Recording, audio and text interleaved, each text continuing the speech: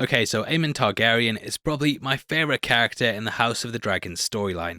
An almost perfect opposite to Daemon, he's one of the most cunning people in all of Westeros, and I thought I'd make a video discussing why he's so important. Throughout this, we're going to be going over his backstory, what lies ahead with him, and why we love the character so much. Obviously, full spoilers ahead for the book, so if you don't want to know, then you've got to go. If you enjoy the video, then please hit the thumbs up button, and also don't forget to subscribe for breakdowns on the series every week. Without the way, thank you for clicking this. Now let's get into House of the Dragon.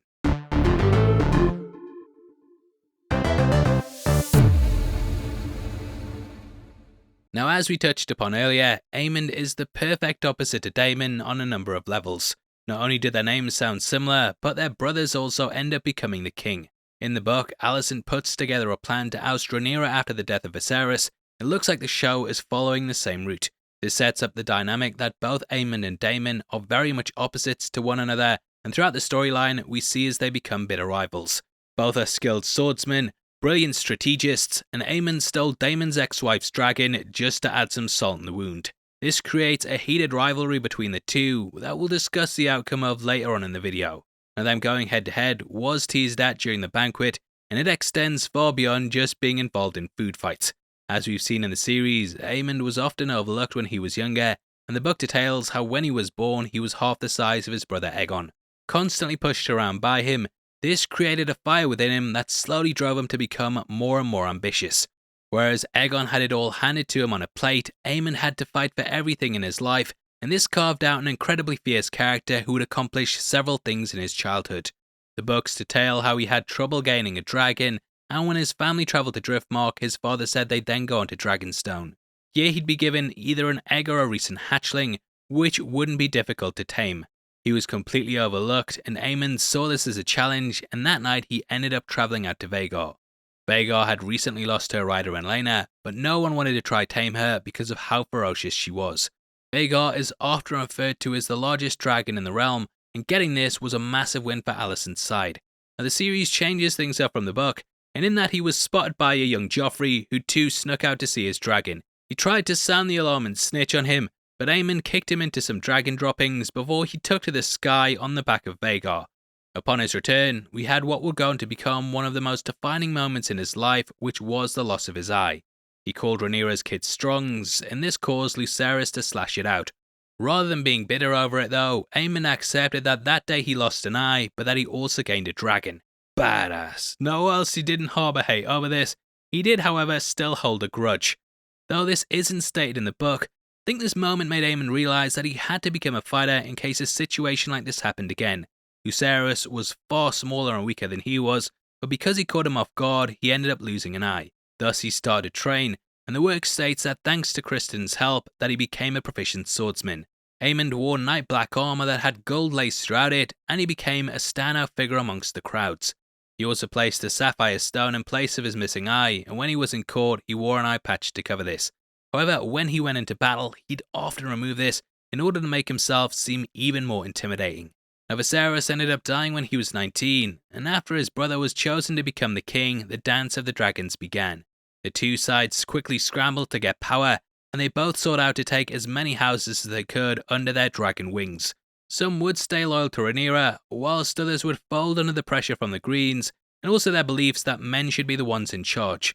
Aemond was dispatched to Storm's End to try and get Lord Boros to support his brother, and in exchange he said he'd marry one of his daughters.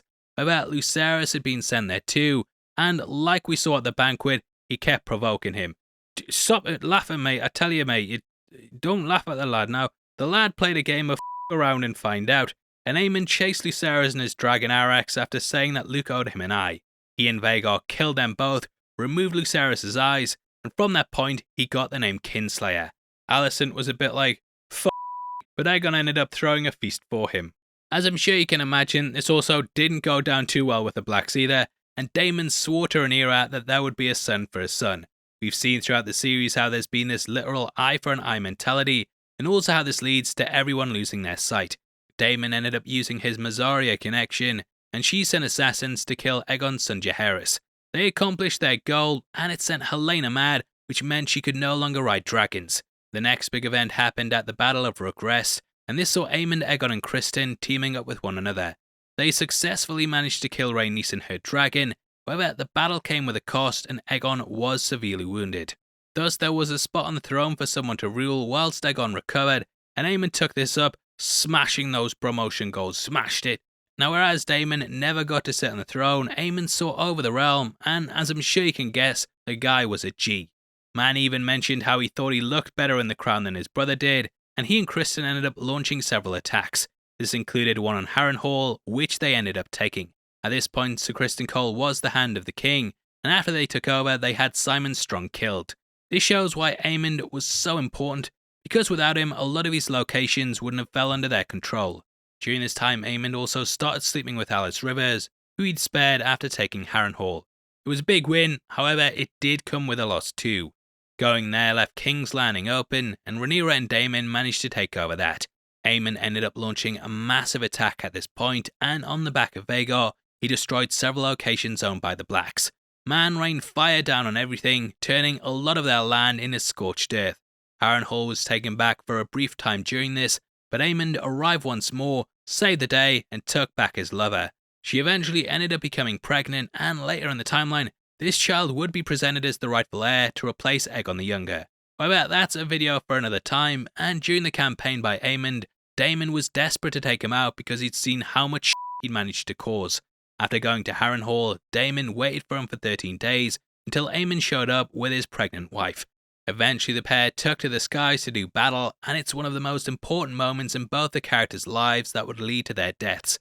As they clashed together above the God's Eye, they started to hurtle into a descent, and Daemon stabbed Aemond in the eye with his sword Darksister. The pair both crashed into the body of water, with Aemond sinking down into the lake due to being tied to Vhagar. He was recovered later on with Darksister still embedded in his head. However, it wasn't really a win for Rhaenyra's side either. Aemond seemingly managed to kill Daemon, and though his body was never recovered, he never emerged again. The series might reveal that Daemon is still in fact alive, but either way, Aemond managed to take him out the Dance of the Dragons. Because of this, Rhaenyra lost her loyal protector, and it would become one of the key things that made the story go the way it did.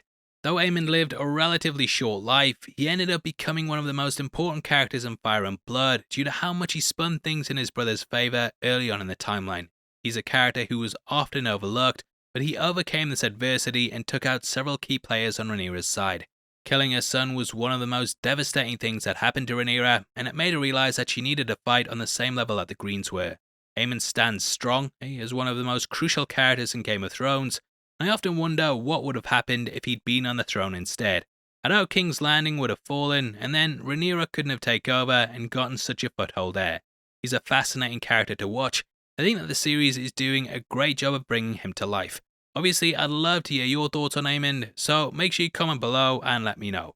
We are in a competition right now and giving away 3 copies of Thor Love and Thunder on the 15th of October. And all you have to do to be on the chance of winning is like the video, make sure you subscribe with notifications on, and drop a comment below with your thoughts on the character. We pick the comments at random on the 15th, and the winners of the last one are on screen right now. So if that's you, then message me on Twitter at Heavy Spoilers. If you want something else to watch, then make sure you check out our breakdown of episode 8, which will be linked on screen right now.